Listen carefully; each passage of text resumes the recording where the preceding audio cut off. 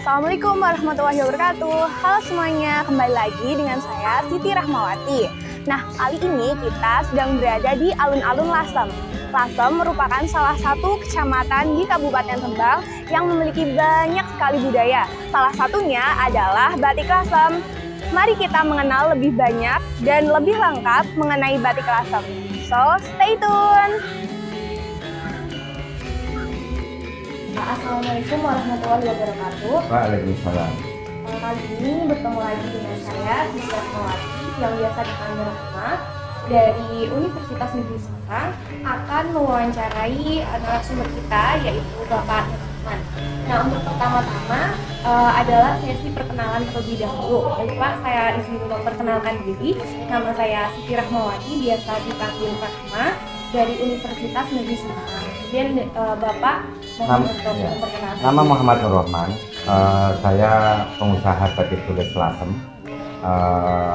Alamat produksi di Desa Sodikan, ya, Lasem Kota Pusaka. Baik, langsung saja nih Pak. Saya mulai wawancaranya. Bapak pertama kali menggeluti usaha ini itu dimulai dari tahun berapa? Saya batik berawal tidak dari pengusaha atau pengrajin batik. Saya berawal dari butik. Iya, saya punya karyawan menjahit. Saya buat fashion di bidang batik tulis Lasem. Dari situlah saya mencoba mendampingi para pengrajin batik tulis Lasem untuk bagaimana meningkatkan kualitas karya batiknya. Tahun 2013. Nah, dari situlah saya mengajak mendampingi para pengrajin supaya kualitas produksinya meningkat. Bukan sekedar batik jual kain, tetapi bagaimana batik itu bisa dibuat dengan desain, dengan motif, dengan warna yang unik, karena batik itu adalah karya seni. Dalam pembuatan batik ini berarti Bapak ikut membuat juga atau bagaimana nih? Kalau misalnya ikut membuat itu dari tahapan apa sampai apa? Ya, proses yang kita lakukan kita kan juga. Jadi pada waktu saya ngajak para pengrajin untuk bagaimana meningkatkan kualitasnya, saya otomatis ngasih contoh. Contoh bagaimana membuat karya seni batik. Ya, batik itu adalah sebuah kain, sebuah karya yang diproses dengan menggunakan malam tanah. Batik itu sebuah karya yang dimulai dari titik, batik, omboni titik, kan titik dirangkai menjadi bentuk sebuah motif, sebuah karya yang bermakna. Pertanyaan saya sendiri dari ini berhubungan dengan yang membedakan dari Bapak aslinya lain. Kalau saya berani bilang bahwa batik saya lebih berkualitas. Satu, kualitas sisi pengerjaan. Batik saya lebih kecil-kecil. Kalau misalkan bilang dia lebih detail. Pewarna saya lebih kuat, lebih pandai. Baju batik saya yang model karakter saya, insya Allah model pewarnaannya, obat yang kita gunakan, racikan obat, komposisi obatnya bisa lebih awet. Terus lagi punya saya ada kandungan cerita, afirmasinya. Misalkan, kenapa kok kita meracik ini? Ada sekar jagatnya, ada pohon pisangnya, ada ini kan latarnya latar sekar jagat. Ya, sekar jagat tidak sekedar kita explore di dalam motifnya, tetapi ada seorang putri yang cantik yang dia sedang berada di di semacam di taman gitu ya, di taman dengan bunga sekar jagat. Dia ada tanaman yang dia ada hasilnya, pohon pisangnya kan. Ini ada kandungan sesuatu yang sehingga dia punya aura, termasuk bajunya ini mau kita kasih apa sih, nah, kan kelihatan model gaya pewarnaannya kan akhirnya jadi begitu.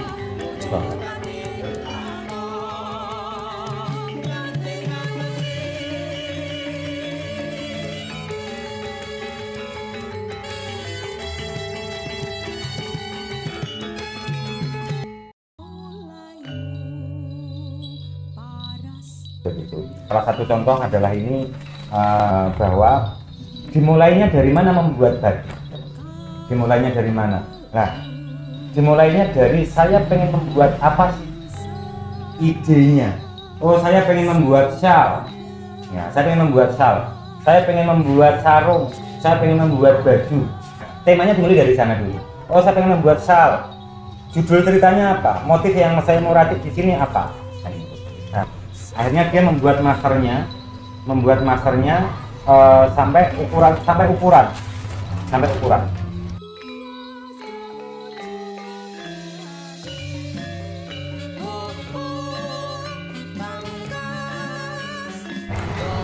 Nah, setelah tahu bahwa saya mau ukurannya ini, akhirnya apa? Saya menyalin di kain.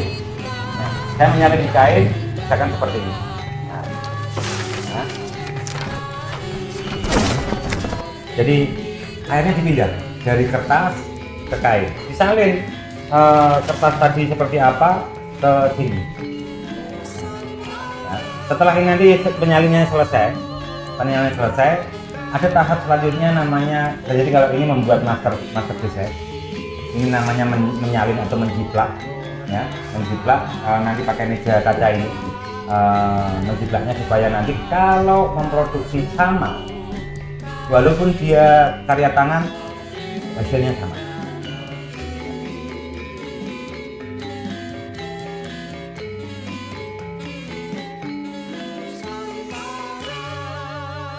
Setelah ini prosesnya selesai, ya, proses nyalin ini selesai, nanti proses pencandingan. Jadi ini saya kasih contoh. Ini gambarnya beda ya, karena ini kita ngasih contohnya yang berbeda. Jadi setelah gambar pensil, nanti nyanding sesuai dengan pensilnya. Nah, ini alat-alat dari sisi alat, ya. Kan? Kita ada canding. Nah, canding ini ada ukuran-ukurannya banyak sekali, tergantung dari fungsi yang diinginkan.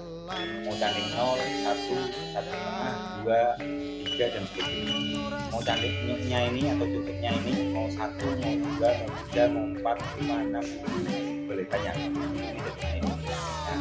Ada banyak tergantung dari fungsi yang diinginkan. Kita punya banyak variasi. Nah, setelah itu kita punya, karena ini adalah batik tulis ala Lasem. Nah, tadi semua harus dimulai dari bebek malam atau malam dipanaskan. Setelah itu dibanding dengan persediaannya dan kualitas yang saya berikan. Bahan apa tuh, Pak? Misalnya logamnya itu biasanya tembaga. Nah, tembaga ada kuningan juga. Jadi alatnya itu dari tembaga atau kuningan gitu. Kemudian untuk malamnya itu biasanya berapa gram atau berapa ukurannya yang harus dipanaskan? Tidak ada ukuran khusus? Tidak kebutuhan. Kalau kita pas main banyak, ya ini punya biasanya inilah nambah. Kriteria pemalaman itu panasnya. Harus panasnya berapa, Pak? Suhunya dia tidak boleh dingin, tidak boleh panas banget. Kira-kira kalau nanti kebutuhan, berarti nanti dia harus mengatur suhu ini. Karena apa? Kalau misalkan dia suhunya panas sekali, nanti dia terlalu tipis saat model pewarnanya menggunakan bahan yang ada kelas unsurnya gitu. Nanti dia kandas atau dia jebol di proses pewarnanya. Warnanya masih tercampur dengan warna-warna yang lain. Ya seperti yang itu. Istilah orang langsung itu kandas. Kandas seperti ciptanya Mas.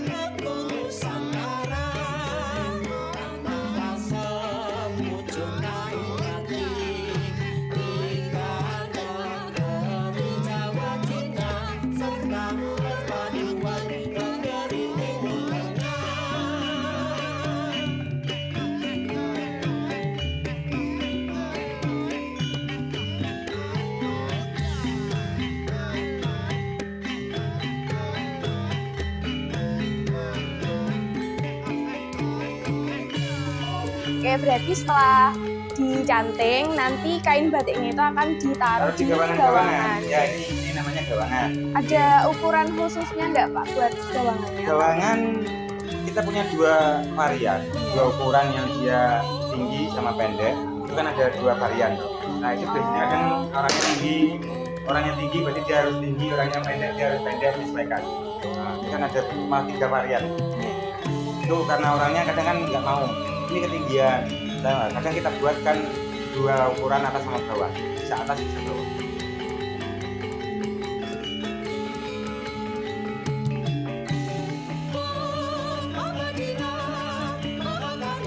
Nah kalau pewarna naftol kita harus menggunakan obat dengan air yang mendidih supaya nanti bisa saat pengajutan itu bisa larut. Nah, pakai komposisi, misalkan dia pakai ASB berapa gram, tadi kan jangan lihat karena kita mau 50 kain, ASB-nya masih 50 gram, terus nanti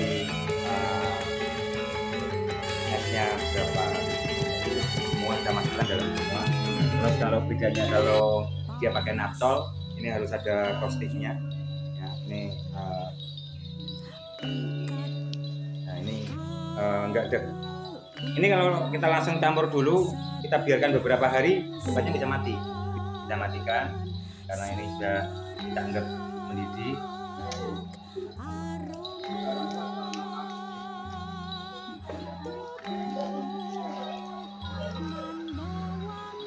Nah, ini posisinya dia mendidih, langsung mendidih.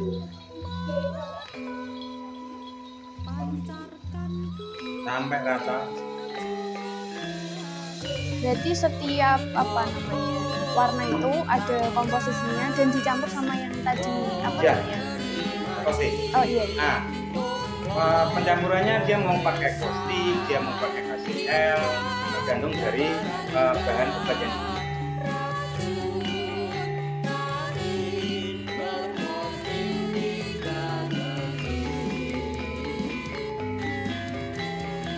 Oke, selanjutnya adalah proses pewarnaan. Ini adalah pewarnaan kedua, benar Bapak? Ini adalah pewarnaan kedua. Jadi setelah tadi mencampur bahan-bahan pewarnanya, selanjutnya adalah mencampurkan kainnya dengan bahan-bahan pewarnanya yang sudah dilarutkan dengan air.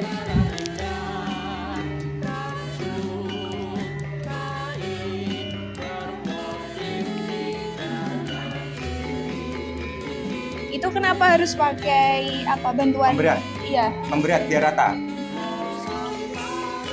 Berapa kali ini Pak? Apa kayak 5 kali. digeser gitu? 5 kali narik. 5 kali penarikan. Oke. Berarti setiap satu kain itu berapa ini?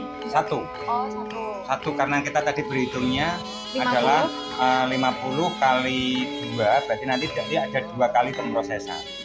Nah, karena satu ya berarti sekali dulu selesai semuanya. Dia supaya ada pengendapan peresapan warna, nanti ada pewarna kedua, 2 kali tahapan.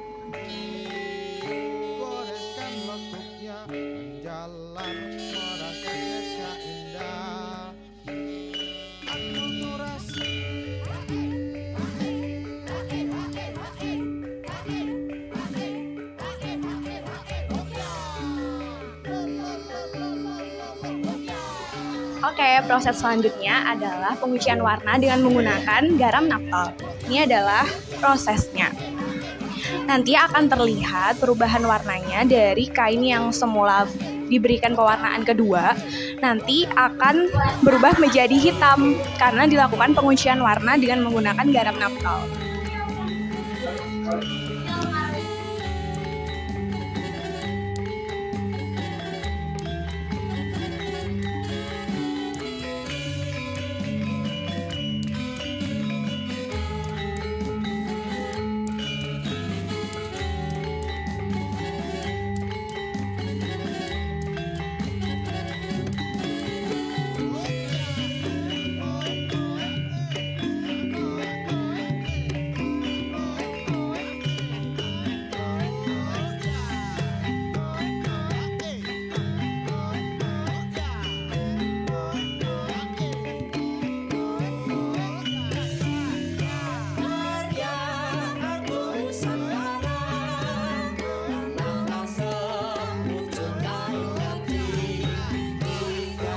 Jadi setelah dilakukan proses pengelorotan dari malam-malam yang digunakan, selanjutnya adalah pengeringan. Jadi batik yang telah dilorot nanti akan dikeringkan seperti pada saat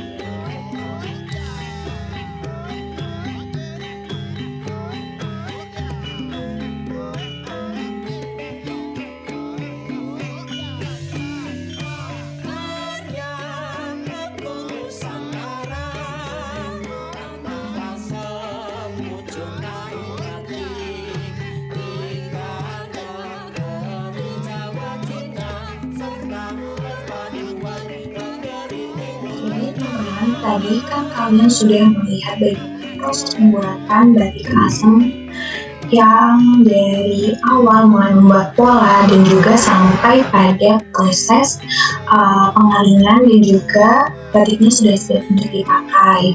Nah, sekarang kita akan merekonstruksi proses pembuatan batik dari sains asli menjadi sains ilmiah. Nah, yang pertama dari proses membatik itu ada filosofi yang namanya ambatik. Nah, ambatik itu merupakan berasal dari kata ombo atau menulis dan puas, dan juga nitik atau titik yang maknanya menuliskan titik-titik yang jumlahnya banyak ke dalam buah kain. Nah, kegiatan ini menggunakan lilin malam yang merupakan senyawa kimia kompleks. Terkaitan dengan materi IPA yaitu merupakan senyawa. Kemudian yang kedua ada nembo atau ngeblok. Nah, nembo atau ngeblok ini merupakan proses menutup sebagian atas seluruh kain batik dengan malam agar dapat bermotif sesuai dengan yang diinginkan menggunakan canting. Nah, ngeblok ini tujuannya untuk mengisi ya, jadi mengisi berapa kain batik supaya dapat bermotif. Nah, terkaitan dengan unsur IPA yaitu unsur dan senyawa. Kemudian yang ketiga ada canting. Canting itu merupakan alat yang dipakai untuk memindahkan atau mengambil cairan yang khas digunakan untuk membuat batik tulis, yaitu cairan malam. Nah, canting itu terbuat dari logam, tembaga, atau kuningan. Kalau logam tembaga ini merupakan logam senyawa logam, unsur logam, dan kuningan ini merupakan campuran dari logam. Kemudian fungsinya adalah dia dapat menghantarkan panas. Dan keterkaitan dengan materi IPA yaitu unsur. Kemudian ada gawangan. Nah, gawangan ini merupakan alat pelengkap yang berguna untuk menyimpan batik ketika sudah selesai dicanting atau di blok dan juga sudah selesai dikeringkan. Jadi gawangan ini terbuat dari kayu dan dia di dalamnya atau gawangan ini terkandung unsur karbon. Kemudian yang selanjutnya ada obat warna. Nah, obat warna ini merupakan warna yang digunakan dalam batik yang terdiri dari biasanya itu bubuk supaya mudah larut. Nah, bubuk warna dan juga air ketika dicampurkan dia akan membentuk senyawa homogen. Nah, terkaitan dengan materi IPA yaitu campuran. Kemudian ada banyu anget. Nah, banyu anget ini merupakan pelarut yang digunakan untuk melarutkan zat warna, yaitu air yang hangat. Kemudian ada malam. Malam di sini artinya lilin malam ya. Nah, malam atau lilin malam di batik itu terdiri atas campuran parafin, getah pinus, dan lemak hewan, sehingga disebut dengan campuran. Kemudian berfungsi untuk menutup kain agar tidak terwarnai. Kemudian yang selanjutnya adalah ngunci. Nah, ngunci ini merupakan proses penguncian warna kain batik menggunakan garam naftol. Nah, garam yang dimaksud di sini adalah garam diazom yang berfungsi untuk menguatkan dan membangkitkan warna dari pewarna naftol itu sendiri. Berkaitan dengan materi itu yaitu adalah perubahan zat. Nah, kemudian selanjutnya adalah Beberapa kain asli yang selanjutnya adalah kain dijemur. Ketika kain dijemur, dia merupakan proses pengeringan yang mana menghilangkan kadar air dari suatu zat. Kemudian melorot ini adalah kegiatan menghilangkan sisa-sisa malam yang ada pada kain menggunakan larutan soda es dan air hangat. Nah, karena prosesnya itu menaik turunkan kain pada suatu cairan, maka orang-orang itu menyebutnya melorot. Nah, keterkaitan dengan materi ikannya adalah campuran. Nah, kemudian di dalam pembuatan batik custom ini juga terkait dengan etnostem atau sains, teknologi, engineering, dan matematik. Nah, contohnya pada etnosains itu seluruh proses pembuatan batik tulis itu ternyata berkaitan dengan etnosains, yaitu ada unsur senyawa dan campuran, wujud zat dan perubahannya, dan suhu dan kalor. Nah, kemudian untuk unsur teknologinya yaitu teknologi yang digunakan, contohnya penggunaan canting. Canting itu ternyata nggak cuma ada satu, jenisnya ada banyak dan fungsinya ada masing-masing gitu. Kemudian ada gawangan yang tadi digunakan untuk menyimpan pakaian batik ketika selesai dicanting ataupun selesai dikeringkan. Kemudian ada bak warna dan pemberatnya. Jadi pemberatnya itu digunakan agar kainnya tercampur merata dengan pewarnanya. Kemudian ada etno engineering. Nah, di sini contohnya adalah desain batik custom dan juga alat cantingnya. Jadi alat cantingnya punya macam-macam. Jadi ada canting nomor 1, 2, 3. Semakin kecil dia didesain lubangnya, maka nanti hasilnya pun yang dikeluarkan atau cairan yang dikeluarkan itu semakin tipis gitu. Kemudian ada etnomatematiknya, yaitu ketika proses pewarnaan itu harus ada komposisi bahan pewarna yang tepat sehingga menghasilkan kain batik yang berkualitas. Nah, kita kan sudah membahas rekonstruksi sainsnya ya. Nah, sekarang coba kalian diskusikan setelah mengenal pembuatan batik custom dan rekonstruksi sainsnya, ternyata produksi batik itu menghasilkan limbah loh. Nah, pertanyaannya adalah, dari proses apa saja limbah tersebut, nanti coba kalian sebutkan limbahnya juga ya. Kemudian bagaimana sih upaya yang dapat kita lakukan agar limbah produksi kain batik itu tidak mencemari lingkungan? Nah, mungkin bisa dikaitkan dengan metode pemisahan campuran. Nah, kalian dapat menjawabnya di kolom komentar ya. Jangan lupa disebutkan nama dan NIM-nya, nama dan juga nomor absennya.